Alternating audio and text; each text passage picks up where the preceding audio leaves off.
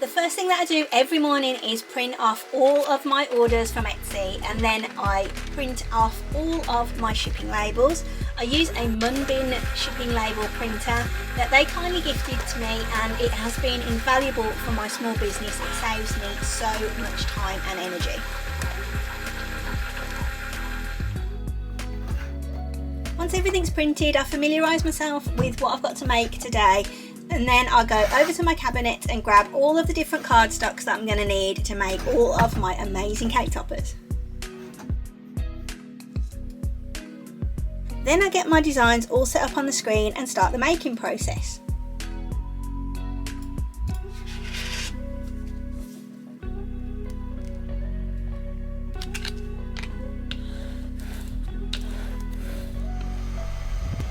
While all the cardstock's cutting and my orders are starting to process, I tend to go off and do some chores around the house. So today I've just decided to go and make myself a cup of tea because it's a bit chilly. It is the first day of autumn, so it's gone a little bit colder and there is definitely a chill in the air, so a good warm cup of tea is definitely needed. The next thing on the to-do list for today then is to take the dogs for a good old walk. It's been quite rainy here the last few days and we've had quite a bit of flooding and storms and stuff, so it hasn't really been suitable weather for taking the dogs out, so they're driving me a little bit potty. So we're going to go for a lovely walk. It's about lunchtime now, so it'll be time for some lunch when we get back, and hopefully they'll sleep so that I can finish off putting everything together and getting everything sorted. I've got all these cake toppers now that I have made.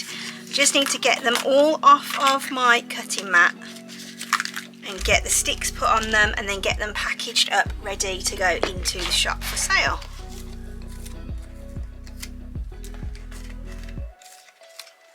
This customer has ordered 4 gold, 4 silver and 4 blue cake toppers to go in their shop, so I'm going to get all of these packaged up now and then they will go off tomorrow to be delivered to them. I've started working on some new designs for Christmas, so I've got this Let's Get Merry banner that I've made. Then I decided to make a first Christmas one. This one is just a sample, so I just use the name Flow because it's nice and short and doesn't use too much cardstock up for a sample piece. So this says Flow's First Christmas, and then the last one I've got is just a basic Merry Christmas one. But I think these will be quite popular. I like making the banners as well because they're super quick to make.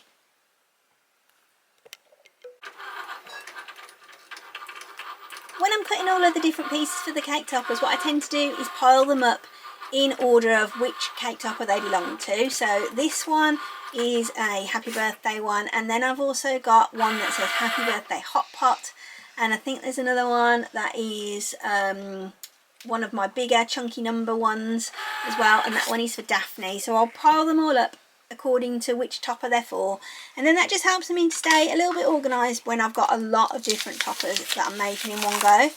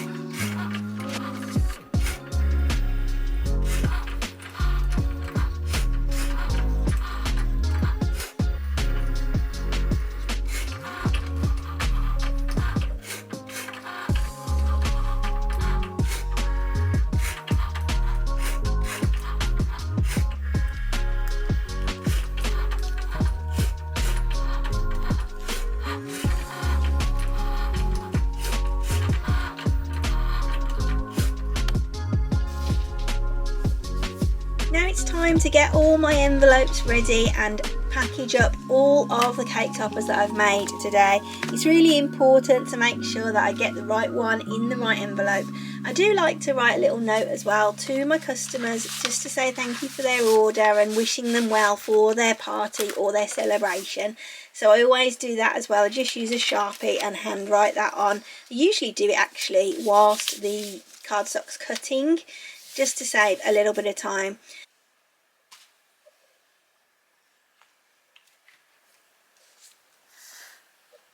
I always make sure to place my stick onto my cake toppers so that it's going to fit into one of these envelopes, because it does make it a little bit cheaper with the postage.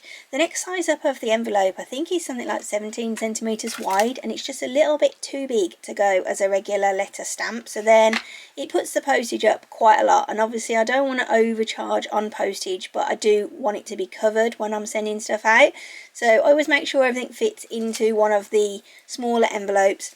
If they have paid extra for a large letter postage, then I will put it in a bigger envelope if necessary. And also if it's a thicker item like a banner or something, that also needs to go into a bigger envelope so that it covers the postage too.